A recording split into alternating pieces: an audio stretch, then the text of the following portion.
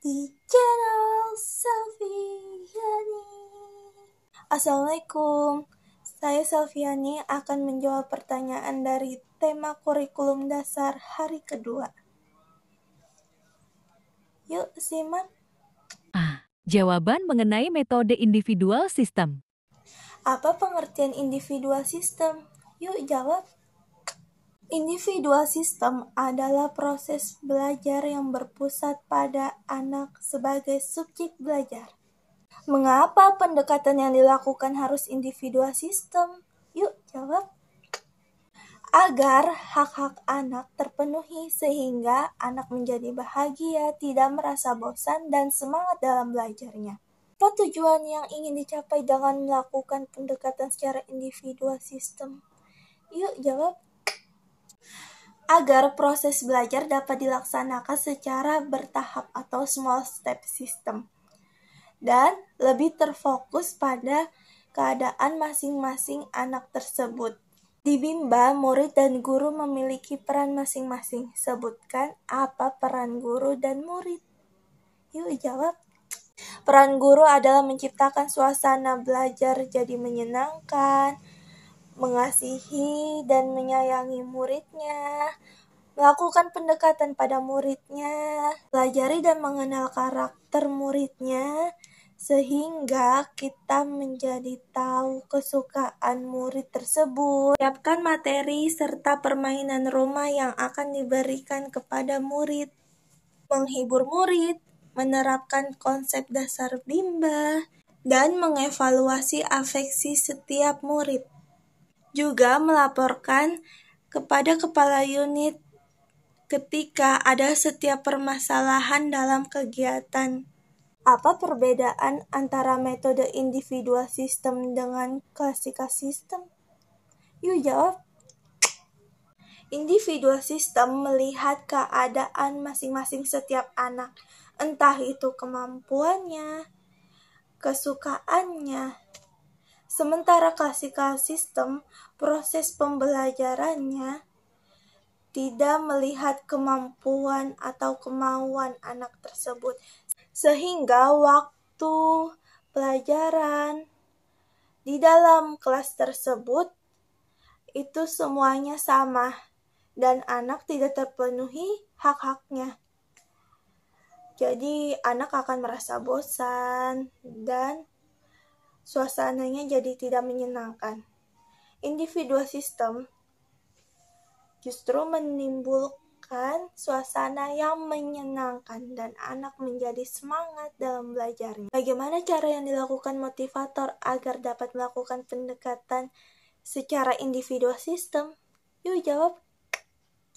Mencari tahu kesukaan setiap anak, memberikan motivasi, mengapresiasi dengan memberikan reward, tidak memaksa anak untuk terus belajar, dan memahami mereka. Apa dampak yang akan terjadi bila pendekatan dilakukan secara individual system? Yuk jawab. Anak menjadi terpenuhi hak-haknya, menjadi senang, bahagia, nyaman, termotivasi, dan semangat belajarnya jadi meningkat. Apa dampak yang akan terjadi bila pendekatan yang dilakukan secara klasikal system? Yuk jawab. Tidak semangat dalam belajarnya, belajar menjadi beban, tidak termotivasi, bosan, tidak bahagia, tidak senang. B. Jawaban mengenai metode variasi skill. Apa pengertian variation skill? Yuk jawab. Variation skill adalah kemampuan yang harus dimiliki setiap motivator dalam memvariasikan antara aspek belajar dengan kegiatan belajar yang meliputi kemampuan afektif, kemampuan kognitif, dan kemampuan psikomotorik. Apa kegiatan belajar harus divariasikan? Yuk jawab. Karena anak mempunyai rentang konsentrasi yang pendek, mudah teralihkan dan mudah cepat bosan dalam pembelajaran. Apa tujuan yang ingin dicapai dengan memvariasikan kegiatan belajar? Yuk jawab. agar anak tidak merasa bosan, semakin tertarik, semakin bersemangat dan antusias dalam bermain sambil belajarnya.